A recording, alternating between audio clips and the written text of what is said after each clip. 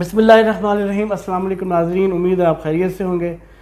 T20 series जो कि खेली जा रही है वेस्ट इंडीज़ और इंडिया की, वेस्ट इंडीज़ में सेंट किट्स में खेला गया दूसरा T20 जो कि जीता वेस्ट इंडीज़ ने, और सीरीज़ है अब 1-1 से बराबर। इस मैच की बात की जाए जो कि कल रात खेला गया, ताख़ीर से शुरू हुआ, कुछ लॉजिस्टिक में मसाइल थे जिसकी वजह से। तो टॉस जीता वेस्ट इंडीज़ ने और दावत देते हैं वो इंडिया को पहले बैटिंग की। अगर कंडीशन की बात की जाए तो ये वो टिपिकल वेस्ट इंडीज़ कंडीशन थे जो 90s में हम देखा करते थे कि विकेट में आपको बाउंस बहुत मिलता था और फास्ट विकेट होती थी।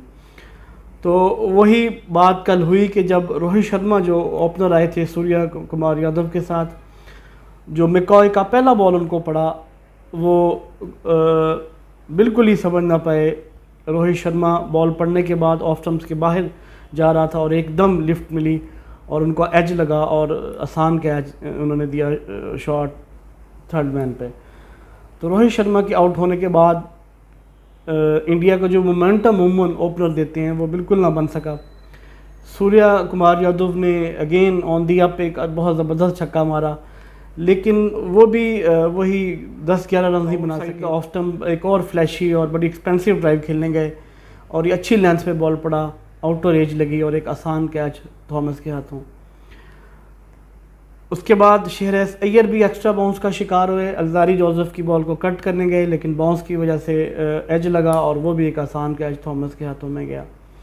एक पांड्या आते हैं जी शेहरयार अय्यर के आउट होने के बाद, और मुझे लग रहा था कि इन कंडीशन में अगर सबसे ज़्यादा इफ़ेक्टिव हो सकते हैं और ख़तरनाक हो सकते हैं तो वो हार्दिक पांड्या थे। उन्होंने ख़ुद को कल डिग इन किया और इसके बाद वही बात, बहुत अच्छे स्ट्रोक्स खेले, कट किया, पुल किया, तो बड़े ख़तरनाक लग रहे थे कल हार्दिक पांड्या और उनको उनके फेवरेबल कंडीशन कल मिले हुए थे। अनटिल अनलेस वो एक स्लो बॉल को पुल करने गए और बड़ा अच्छा टाइम किया था उस बॉल को भी उन्होंने, लेकिन उनकी बदकिस्मती के सीधा बॉल जहां फील्डर प्लेस था उनके हाथों में गया। हार्दिक पांड्या के आउट होने के बाद भी कोई भी इंडियन जो बैट्समैन था वो क्रीज पे इतनी देर नहीं खड़ा हो सका कि एक सब्सटेंशियल टोटल इंडिया बना सकता। विकेट्स गिरती ही नहीं गाहे बेगाहे। रविंद्र जडेजा ने एक अच्छी 27 रन की इनिंग खेली जिसकी वजह से इंडिया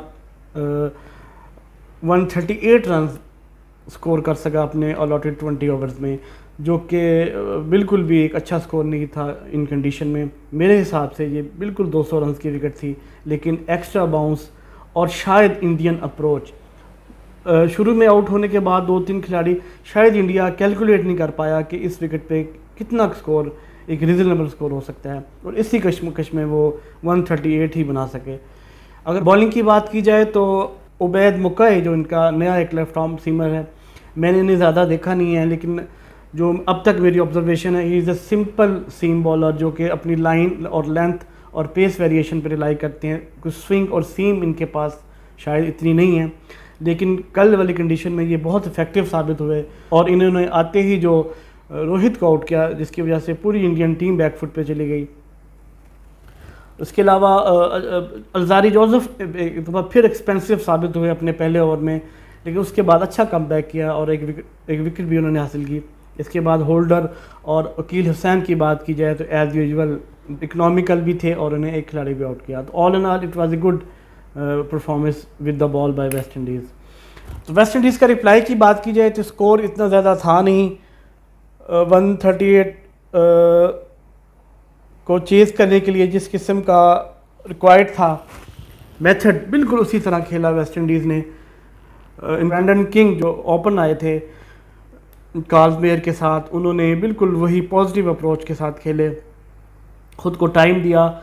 आप इसको कह सकते हैं it was a proper one day type of innings.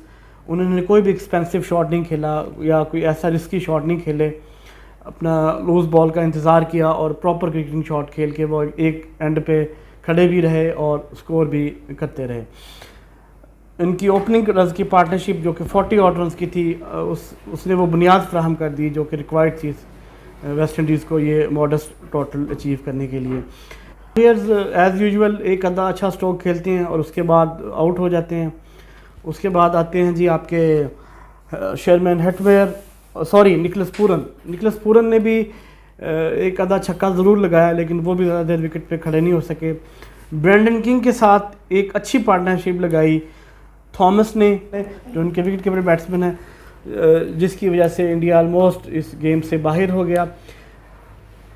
गो के ये स्कोर तो वेस्ट इंडीज़ ने आखिरी ओवर में अचीव किया, लेकिन किसी भी स्टेज पे ऐसा नहीं लगा कि इंडिया इस मैच में है या इस मैच को जीतने की पोजीशन में है।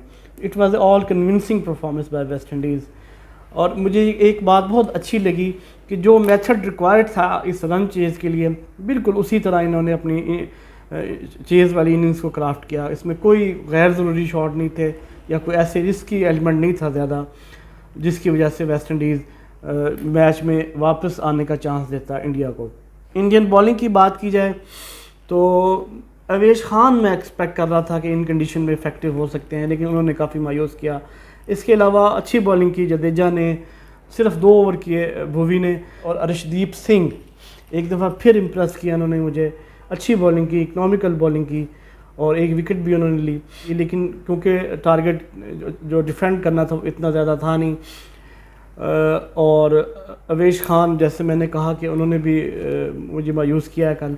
हालांकि जो जिस किस्म की विकेट थी, आई वाज एक्सपेक्टिंग कि he can do way better.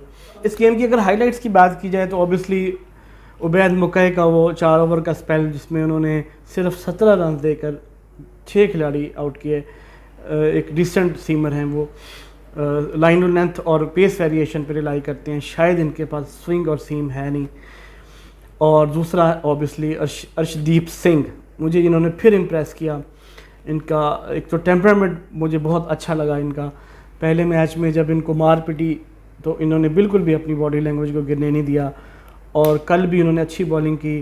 ख़ासकर वो जो बॉल की थी इन्होंने पाउल को, जिस पे उन्होंने उनको आउट किया, बोल्ड किया, एंगल के साथ वो बॉल को अंदर लाए, और उसके बाद बिल्कुल यॉर्कर लेंथ पर बॉल बिल्कुल सीधा हो गया। तो ये जो बॉल थी मेरे लिए, ये पूरे मैच की हाईलाइट थी। तो ऑल ऑन ऑल एक अच्छा मैच जो कि वेस्ट इंडीज़ ने अपने नाम किया और सीरीज़ को ड्रॉ किया 1-1 से। आज सीरीज़ का तीसरा मैच खेला जाएगा, तो अगर यही कंडीशन रहे तो आई एम वेरी होपफुल कि एक और अच्छा मैच हमें देखने को मिलेगा। तो इंशाल्लाह फिर मुलाकात होगी। आपके क्रिटिसिज्म का इंतज़ार रहेगा। अल्लाह हाफ़िज़।